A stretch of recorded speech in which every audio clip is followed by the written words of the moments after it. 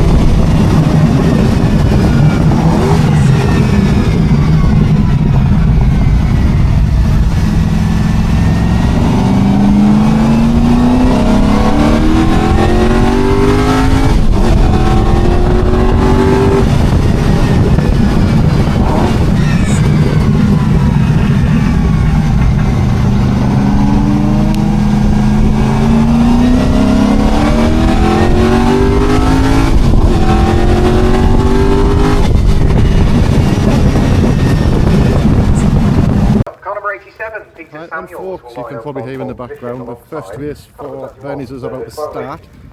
Qualifying for us, slippy as hell. Don't know if it was me not pushing the tyres hard enough or if it was just not much grip, but we qualified a lowly 14th. The top 10 were on wets though, I believe, so not too bad. So we third or fourth, I think, you know, so not too bad, but in the TVR lot we are 10th on the grid, so we're 5, and at the moment it's looking like it's going to be a wet race, but we shall see. But yeah, we're going to, for the moment, the camera works, so I'll have some footage. We had a water hose come loose, so that's dribbled a little bit of water out, so hopefully that's now fixed, ready for the race. We'll find out in the race. Lining up alongside, and 18 yeah, cars, so 18 cars going out for this one. There's a couple of people who's damaged in testing and whatnot, so I can't make it. But yeah, it's chucking it down, getting wet. We're all on wets, I believe. For the V8s will be watch some racing. something of a challenge. I'm looking.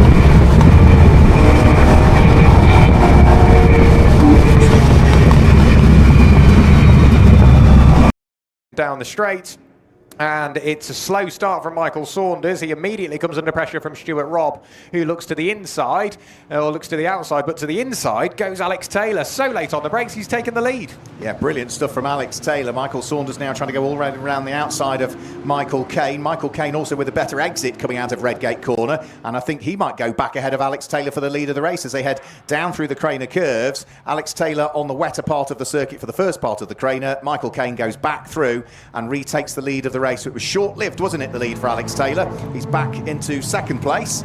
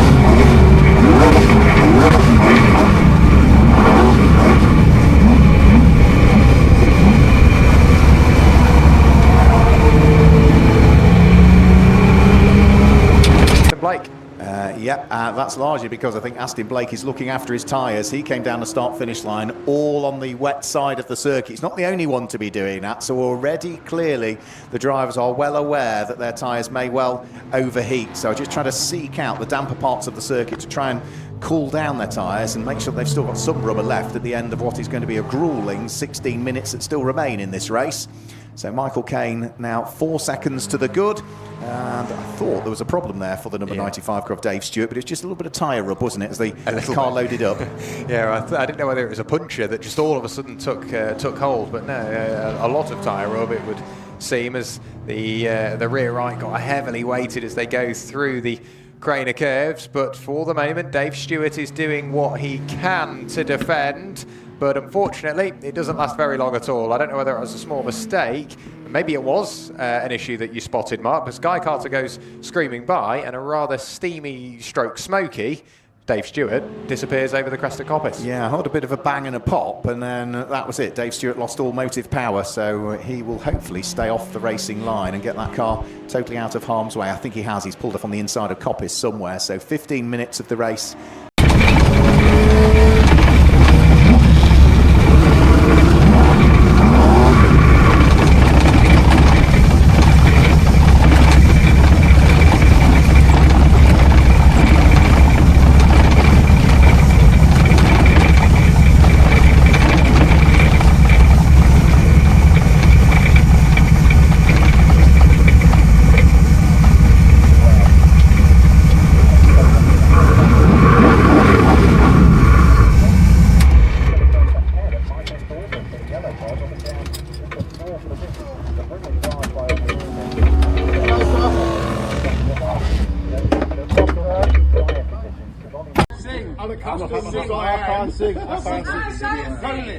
I won't sing.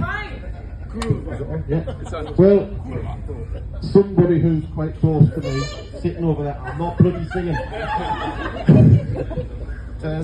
40 tomorrow, so I wasn't actually going to do this race meeting because I thought she would want to be doing something at home, but she told me, no, you actually absolutely must come to Donington because I want to see watch your race on my birthday, so apparently tomorrow I have to do quite well. But Jill, yeah.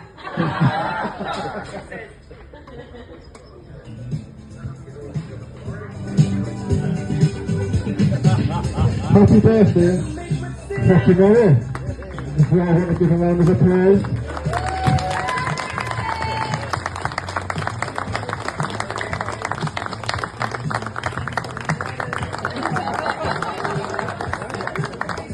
I'm shit at speeches in case you hadn't noticed. I'm going to hand the mic back.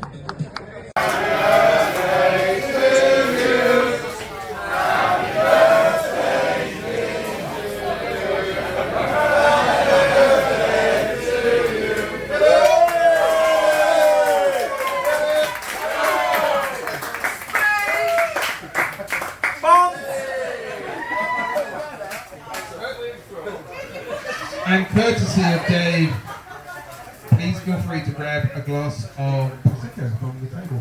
Thank you. Good morning, YouTube. It's Sunday the 20th, my sister's 40th birthday. Hey.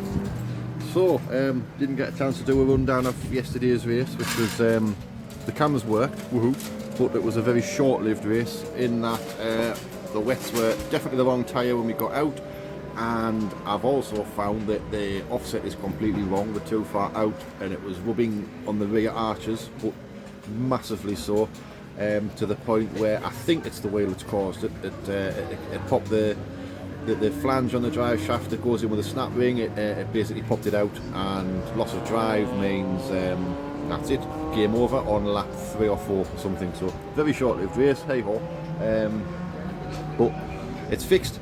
We're ready to go again this morning. The only thing I'm going to do, because I was hoping it was going to be on dries, but see, it's not raining at the moment, but it's looking very, very damp. We have 2 hours before our race, but what I'm going to do is grind the rear arches because they're about sort of that fat. We're going to make them about that fat, so it shouldn't be rubbing that much. so I can take a good sort of ½ inch out of the tyres, and I think it's the offset's only sort of 5 to maybe 8 mil long. So we if we take about ½ inch out the arches, in theory we should eradicate the rubbing issue, and therefore also in theory eradicate the drive shaft popping out of the diff issue. So yeah, but a good weekend so far. Although frustrating yesterday, at least the car's in one piece. Yeah, I haven't done that much talk today. We done our Jill's birthday celebrations last night, so I was a good boy, didn't have that much to drink. So driving back to the hotel, so you can only have a couple, can't you? But we done, everybody in the chat in the series sang happy birthday to her, which was lovely. It was really nice. I think somebody might have put a video of that or something, so I'll if I have, I'll put the video up in this video as well. And oh, she's not coming. She was going to come and she's not coming. But yeah, so we've got a couple of hours to race 2. For today it was TVR Shootout yesterday. We got a blinding start, to be fair, and we were looking good for class win until it kind of stopped. But today I believe I'm starting 14th or 15th or something on the grid, the way they've worked it out. I'll find out more later. And yeah, just everybody's amalgamated, so it's like a normal Bernie's V8 race today. Everybody's in the one race. We shall see. We'll just have to wait and see what happens, and kind of play it by ear. But for some reason I seem to like starting towards the rear end of the field at the moment. But if it's anything like Speedfest, we should have a good race.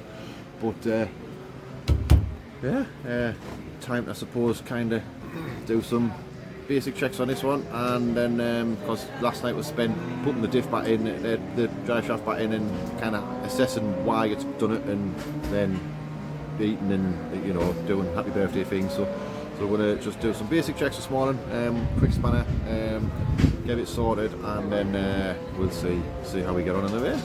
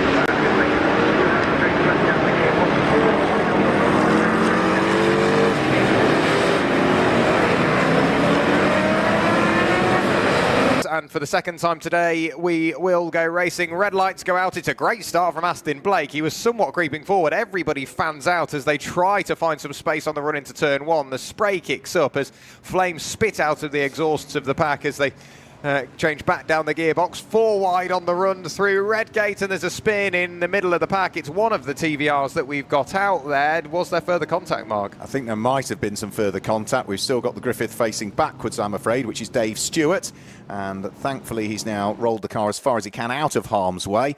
Race continues, and as they head down through the Craner curves and down towards the old hairpin for the first time, only now will that stricken Griffith get going. So Alex Taylor picks up the lead of the race. There goes the Griffith now. So just light, I think, damage to that car as another car sort of rubbed off it. So he's left himself a chunk of work to do, hasn't he?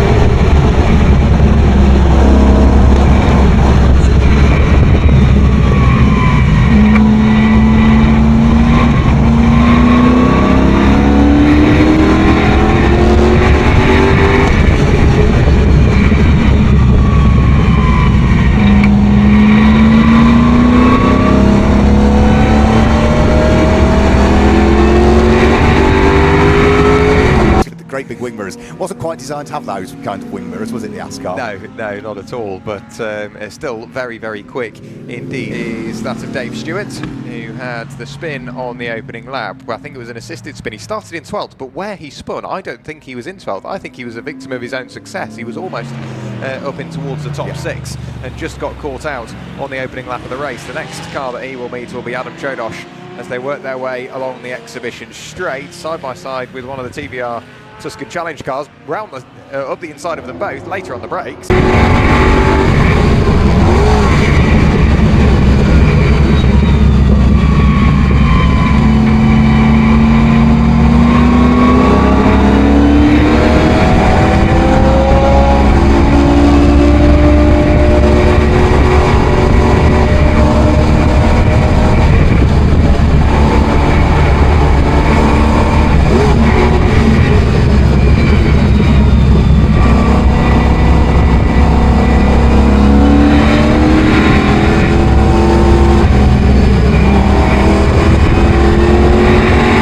Short shifts to 4th. If he was short shifting to 4th, he's still getting wheel spin in 4th gear. It's very impressive indeed. Still carving his way through the order is Dave Stewart. The next car he will meet will be Connor Kay on the exit of the old hairpin. Up the hill, a bit of a wobble from Connor Kay. Dave Stewart goes to the outside, which is very, very brave indeed, through Starkey's Bridge. Up towards Schwantz Curve they will go. And now to the inside, and they're still side by side. Connor Kay is just not willing to let Dave Stewart through. No, he's not going to let him through at all, but I'm sure Dave Stewart will be able to unpick him somewhere, and it's going to be on the run up towards Coppice Corner where he is able to sneak his way through. So place gain for Dave Stewart, and Connor Kay therefore will just settle back into his position again once more. So Dave Stewart continually picking up the spots. Figured out where Martin Glennie's car's down at Melbourne Hairpin, isn't it? It is down at the Melbourne Hairpin. He's gone through one of the polystyrene.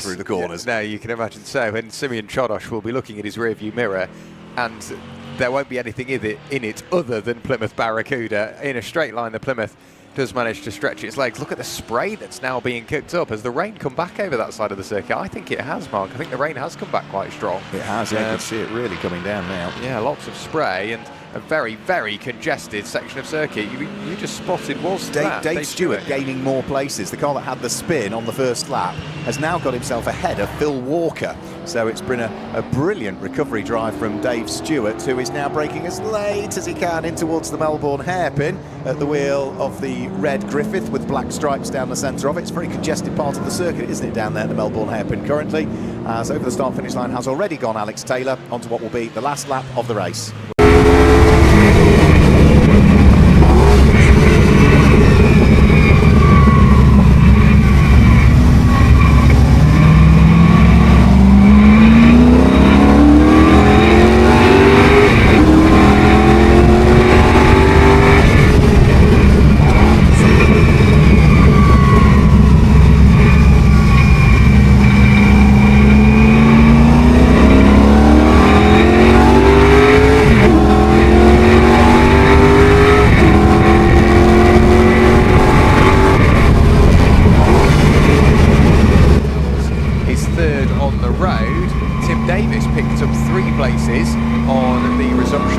race, Dave Stewart picked up 4 places. Dave Stewart took it to 6th place. He was off the very, very tail end of the order. What a brilliant race it's been from Dave Stewart. As for Alex Taylor, he's doing everything he needs to just to control this race from front to the safety car. He won't be over the moon that his lead is starting to shrink.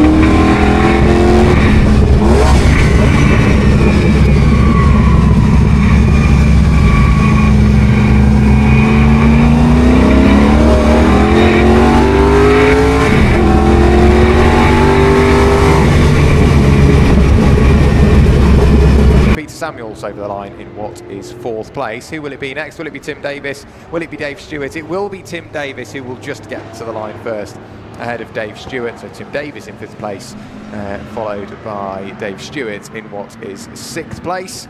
Over the line in what is going to be... Right folks, race today done. Eventful race, full of highs, lows, a visit to the Clark. So we started P12 after however they sorted the grid out, so not as better than I thought it was going to be be fair. Turn 1, I got a cracking start, went up the inside, the Canada gap was cleared between Ollie Rubin in his TVR and Phil Water in his MGP. So I just went through the middle, kind of given space, and turns out I thought it was 3-1, apparently it was 4-1. I caught it on a live stream or something, but it doesn't go, and I ended up facing the wrong way in front of 30 odd cars coming towards me. Thankfully, thank you so much everybody who I share the grid with. You all missed me. We do have a bit of damage, so the first bit, which was kind of the one that spun me round and into the rear wheel and stuff. You can see the rear wheels all bashed and stuff, and then because I didn't get out the way fast enough, Ollie, just kidding by the way, we got another little love tap on the way through. Nothing to worry about, except we had to start stone cold last, so 38th, whatever it was, and we battled our way through at the flag to P6, so not bad. These Mitchell & Wets, bloody good, superb grip, didn't struggle for grip at all. To be fair, I probably could have pushed on them harder, but it's the first time I've ever in my life raced on full race wet, so just taking it cautiously. Oh, boo, did I do good? Yeah. Did I do good? Yeah. So, yeah, last of sort of 30, like nearly 40 cars through to P6 in not quite 20 minutes, because we did have a safety car for 3 laps I think, so it's probably about 15 minutes of racing. I'll take that. So yeah, but we're just about to go to the awards now, see if I've got any silverware to collect. Not sure where. I'm not sure where I finished in class, to be honest. I just know apparently it was 6 overall, so we'll find out. But yeah, it's what a morning. But nah, yeah, so we'll go to the awards now, get the car in the trailer, and then it'll be home time. Just in time for Sunday dinner. Woohoo! Oh, and by the way, happy birthday to this one! T-shirt! Woo! Okay, we're going to swap up to our GB class. I think the timekeeper's got the labelling ever so slightly wrong, but it is still GB for this Bernie's V8 setup. So third in class, he had an eventful race. Started close to the front, ended up at the back, started close to the front again through the restart. Well done to Dave Stewart for finishing third in class.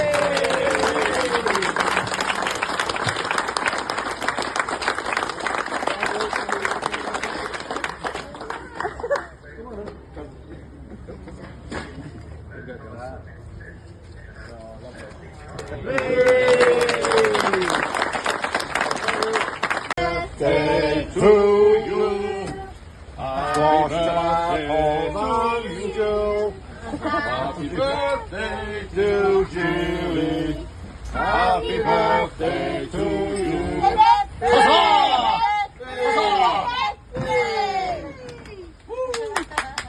Yeah. Make a wish. Make a wish.